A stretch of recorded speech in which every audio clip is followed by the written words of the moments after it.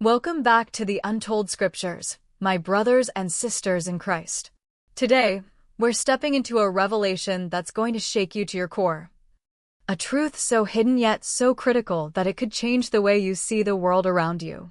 Picture this. You're glancing at your wrist, admiring that sleek, luxurious watch you've worked so hard to own. It's not just a timepiece, it's a symbol of success, a badge of honor. But what if I told you that the very watch you're wearing might be carrying a spiritual weight that's pulling you away from God? What if the brands we've been taught to idolize are hiding histories and values that clash with everything Jesus taught us? I know, it sounds wild. A watch? A spiritual threat? But stick with me. Because the enemy is clever. He doesn't always come with obvious warnings. Sometimes, he wraps his schemes in gold, diamonds, and Swiss precision. The Bible tells us in 1 John 2 verses 15 to 16, "Do not love the world or anything in the world. The lust of the flesh, the lust of the eyes, and the pride of life, these are not from the Father, but from the world." Those shiny watches on your wrist? They're feeding those very lusts God warns us to reject. They're not just accessories, they're potential gateways to pride, materialism, and even darker spiritual forces. Today, we're exposing 7 luxury watch brands that, behind their polished marketing, carry dangerous spiritual baggage. Some collaborated with evil regimes. Others glorify values that mock Christ's teachings, and one has ties to horrors so shocking you'll want to rethink what's on your wrist. So, grab a seat, open your heart, and let's dive into this truth together. If this resonates with you, hit that like button to spread this warning, subscribe to the Untold Scriptures so YouTube can't bury this message. A name that's practically a synonym for success. Founded in 1905 by Hans Wilsdorf in London, Rolex has masterfully positioned itself as the ultimate symbol of achievement, worn by world leaders, celebrities, and those who've made it in life. At first glance, it's just a watch, elegant, timeless, a reward for hard work. But here's where the red flags start waving. Rolex doesn't just sell timepieces. It sells a lie that your worth is tied to a shiny object, that status and superiority can be bought. This is the pride of life that God explicitly condemns. This fuels an obsession, a lust of the eyes, that makes people crave their watches not for telling time, but for what they represent: power, prestige, and being better than others. That it's a sign of God's blessing. This is the prosperity gospel creeping in, a lie that equates material wealth with spiritual favor. While missionaries struggle and the poor go hungry, some believers justify spending tens of thousands on a watch, ignoring Jesus' words in Luke 12 verse 15, "Watch out. Be on your guard against all kinds of greed." Life does not consist in an abundance of possessions. That Rolex might not just be a watch, it could be a chain, binding you to debt, distorted priorities, and a heart drifting from God's kingdom. Now, as we pull back the curtain on Rolex's deception, it's only natural to wonder what other brands might be hiding behind their glossy facades. This brings us to Omega, a name that shines with prestige but carries a shadow most don't see. Founded in 1848 by Louis Brandt in Switzerland, Omega markets itself as the watch of explorers and innovators. Think astronauts on the moon, Olympic timekeepers, and precision engineering at its finest. It sounds inspiring, doesn't it? Including those involved in conflicts that claimed millions of lives. These weren't just clocks, they were tools used to coordinate bombings, attacks, and operations that left devastation across the globe. This glorification of military precision stands in stark contrast to the peacemaking spirit Jesus calls us to embody. In Matthew 5 verse 9, he says, "Blessed are the peacemakers, for they will be called children of God." Yet Omega's history is tied to the machinery of destruction, feeding a worldly obsession with control and achievement. Their marketing celebrates man's conquest of space, the oceans, and athletic records, making you believe you can master creation without acknowledging the creator. This is pride in its purest form, and it's dangerous. I've known Christians who wear Omega watches and become consumed with punctuality and performance, their lives revolving around schedules and earthly success rather than God's timing. Ecclesiastes 3 verse 1 reminds us, "To everything there is a season, and a time for every purpose under heaven." God, not a Swiss watch, controls the rhythm of our lives. But Omega's influence goes beyond schedules. Its ties to competitive arenas like the Olympics and space exploration feed a performance-based mindset that can pull believers away from spiritual priorities. I've seen Christians wearing Omega start measuring their worth by their accomplishments, how fast they work, how precise they are rather than their fruit in Christ.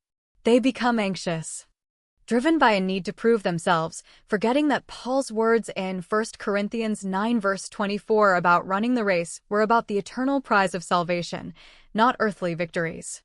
Omega's subtle shift from God's kingdom to human glory is a trap we must avoid, and it sets the stage for an even darker revelation about the next brand. Hold on tight, because what we're about to uncover about IWC Schaffhausen will shake you even more. Founded in 1868 by American watchmaker Florentine Ariosto-Jones in Switzerland, IWC presents itself as the pinnacle of aviation-inspired sophistication. Its sleek designs and engineering excellence attract professionals and enthusiasts who love the idea of precision and innovation. But there's a shadow over IWC's history that the brand would rather you forget. During World War II, IWC proudly manufactured pilot watches for the Nazi Luftwaffe, the Air Force responsible for bombing raids that killed countless civilians and Allied forces across Europe. This isn't just a historical footnote, it's a spiritual red flag of the highest order. Ephesians 5 verse 11 commands us, "Have nothing to do with the fruitless deeds of darkness, but rather expose them." Yet IWC's famous Big Pilot watch was designed specifically to aid Nazi aviators in their destructive missions. The brand has never fully acknowledged or repented for this collaboration with evil, instead continuing to celebrate its aviation heritage as if it's something noble. Wearing an IWC watch isn't just about telling time, it's about carrying a legacy of aggression, dominance, and pride that mirrors the supremacist ideology of those pilots.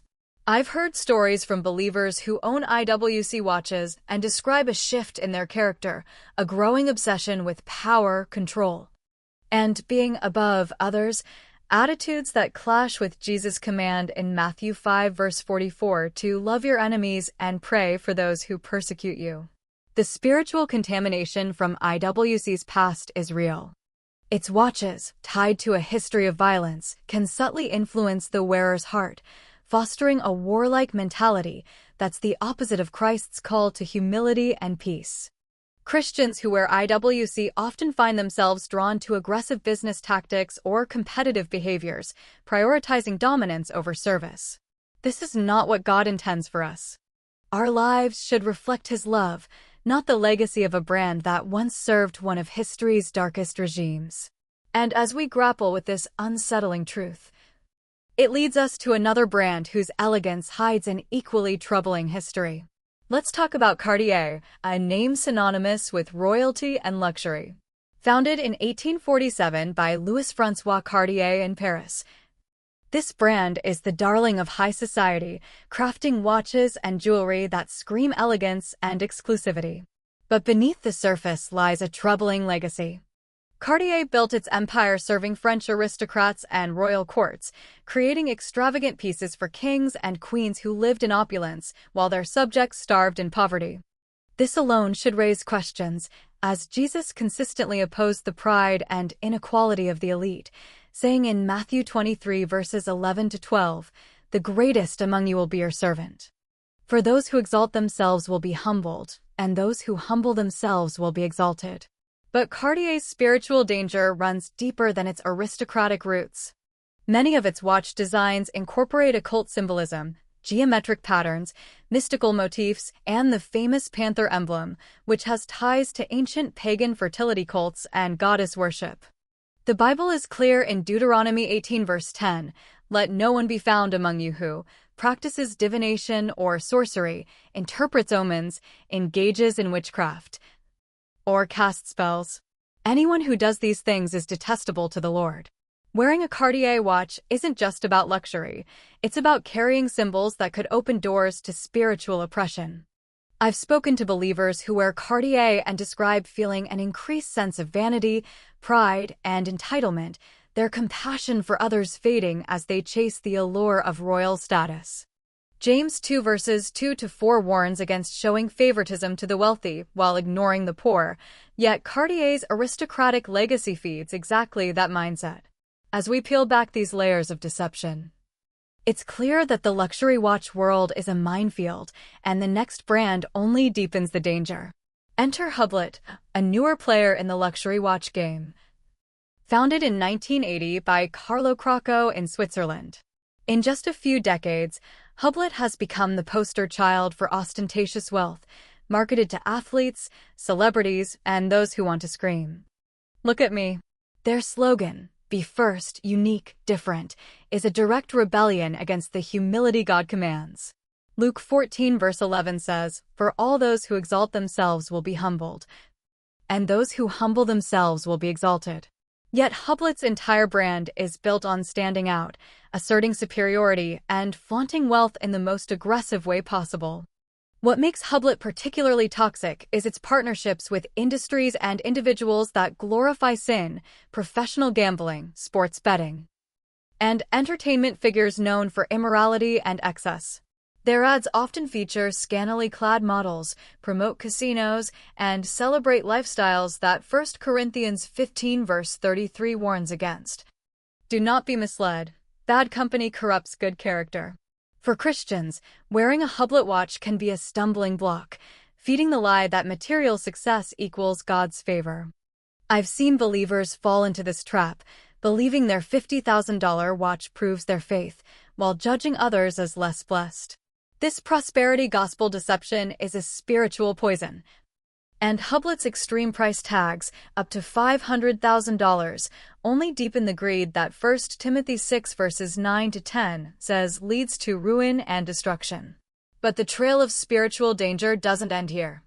It leads us to a brand obsessed with competition and worldly victory. Tag Heuer, founded in 1860 by Eduard Heuer in Switzerland, is all about speed, competition, and the relentless pursuit of victory, timing Formula One races and Olympic events. It sounds thrilling, but here's the problem. Tag Heuer glorifies a winning at all costs mentality that prioritizes defeating others over serving them. Jesus said in Mark 9 verse 35, "Anyone who wants to be first must be the very last, and the servant of all." Yet Tag Heuer's slogan, "Don't crack under pressure," encourages reliance on human strength rather than God's sovereignty, feeding a competitive spirit that can lead to compromise and neglect of spiritual priorities. I've known Christians who wear Tag Heuer and become obsessed with speed, efficiency, and outdoing others, turning into workaholics or perfectionists who pressure their families to achieve at any cost. This breeds envy, comparison, and a lack of contentment, the opposite of Philippians 4 verses 11-12, where Paul says, "I have learned to be content whatever the circumstances." Tag Heuer's focus on high-speed racing and extreme sports can also fuel adrenaline addiction and risky behavior, pulling believers away from the eternal race that truly matters, our walk with Christ. And if you think that's troubling, the final brand we're exposing will leave you speechless. We've saved the most shocking for last, Audemars Piguet, founded in 1875 by Jules Louis Audemars and Edward Auguste Piguet in Switzerland. This brand is the epitome of exclusive luxury, with watches like the Royal Oak selling for $100,000 to over $1 million. But its darkest chapter came during World War II, when Audemars Piguet used forced labor from concentration camps to keep production running. Historical records show that, like many Swiss manufacturers, they profited from the suffering of prisoners who worked in horrific conditions to craft luxury timepieces for the elite. This is not just a historical sin, it's a spiritual abomination. Proverbs 14:31 says, "Whoever oppresses the poor shows contempt for their maker, but whoever is kind to the needy honors God." Yet Audemars Piguet has never apologized or made reparations for this evil, instead building a cult-like following among collectors who obsess over their limited edition watches. Wearing an Audemars Piguet watch isn't just about luxury. It's about carrying a legacy of oppression and exploitation. I've heard from believers who own these watches and describe becoming callous, elitist, and less compassionate. Their hearts hardening toward the poor and suffering. This is the exact opposite of God's heart, as Isaiah 1 verse 17 commands us to seek justice, defend the oppressed. My friends, we've journeyed through a truth that the world doesn't want you to hear. These 7 brands, Rolex, Omega, IWC, Cartier, Hublot, Tag Heuer, and Audemars Piguet, may look like symbols of success. But they carry spiritual dangers that can pull you. We're called to live differently, to store up treasures in heaven, not on earth. If you're wearing one of these watches, I urge you to pray, seek God's guidance, and consider whether it's worth the spiritual cost. Let's commit to living lives that reflect Christ's humility, love, and compassion, not the world's obsession with wealth and status. Thank you for joining me on this eye-opening journey. If this spoke to your heart, hit that like button to spread this warning, subscribe to the Untold Scriptures to stay in the fight for truth, and comment your country below so we can see how God's message is reaching the nations. Share this video with every believer you know who needs to hear this. Until next time, stay vigilant. Keep your eyes on Jesus, and let's walk this path together. God bless you all.